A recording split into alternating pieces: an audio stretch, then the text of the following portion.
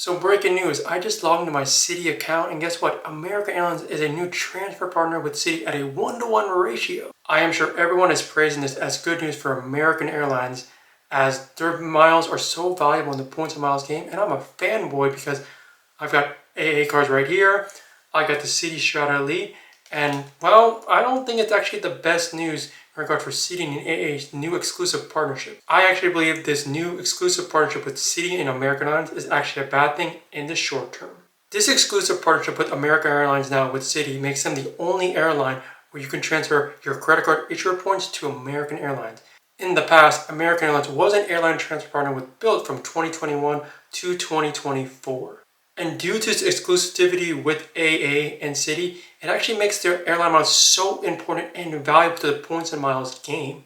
And as we know, American Airlines miles is so valuable because of the sweet spot you can do to redeem your miles domestically and internationally around the world. So I'm just going to be straightforward and say the reason why this could be bad in the long term for American Airlines especially is because every time an airline becomes a transfer partner of a credit card issuer, it has led to massive devaluations. And I'm going to share some examples to provide you some proof on when this has happened with American Airlines, so definitely be prepared. My first example was Alaska Airlines became a transfer partner for airlines for Bilt MasterCard in 2024. And what happened? While it was great praise for Bilt and Alaska Airlines, it led to massive devaluation with Alaska Airlines, which I'll show you in this next video. Examples of devaluations when Alaska Air became a transfer partner with Bilt. For a thrifty traveler, you can see for Hawaii flights, it used to be 12,000 Alaska Air miles. Now it's 17,000 Alaska Air miles to go to Hawaii. As we scroll down, LATAM business class. Now it's 50,000 miles. I mean, look at a huge increase. It used to be 45,000 miles. So with every transfer partner you can see, here's Fiji Airways, 75,000. It used to be 55,000 Alaska Air miles for business class. 20,000 more Alaska Air miles, as you can see with these devaluations. One devaluation I saw last year was Qantas rates on the rise. As you can see, went a couple of thousand miles, but for the business class, it got really bad. As you can see, 85,000 when it used to be 55,000 Alaska Air miles. And for first class, which was the worst, 70,000 became 130,000 Alaska Air miles to fly first class on Qantas. Another really bad devaluation with Alaska Air was Cathay Pacific as it skyrocketed. And so it skyrocketed, as you can, it was 50,000 Alaska Air miles for business class, went to 85,000 for one way for business class, and for first class, it was 70,000 for first class, and now it's 130,000 Alaska Air miles.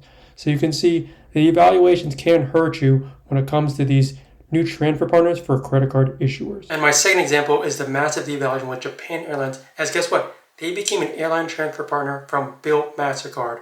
And once again, it led to massive devaluation with Japan Airlines, which I'll show you in this next video. My second example of a massive devaluation, this involves Japan Airlines when they became what? A transfer partner of Bilt. As you can see, per award fares, the cabins jumped up to as high as 80%. And is that coincidental? Of course not. As you can see with the international cabins, you can see there's an 8% increase from North America to Japan, 23% increase for premium economy, and 10% increase for business class, and for first class up to 40%.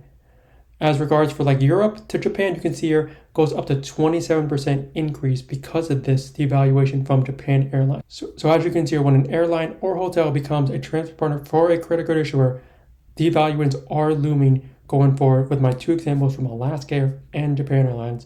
So we'll see what happens with American Airlines if they get a massive devaluation coming in the near future. So in the end, while I think in the short term it can be bad news for American Airlines especially, I do think it will profit both of them in the long term, especially Citi Bank, as they are really trying to attract new consumers in the credit card and points game. And also, it will allow consumers to attract their new premier travel card, the Citi Strata Elite card, which coincidentally was released this weekend to consumers. So that is something very interesting to note with American Airlines and Citi Bank. All that really means is that if you have American Airlines miles, make sure to use those miles very quickly before it gets devalued in the near future. Anyway, if you found this information useful, make sure to hit that like button, subscribe, and also leave a comment and let me know what you think about my analysis on this very breaking news from Citi Bank and American Airlines. As I say in all my videos, life is short, travel more everyone, and stick around for some clips from my recent trip in Egypt, and also subscribe to my new travel channel, Long Way Travels. Anyway, I'll see you on the next one.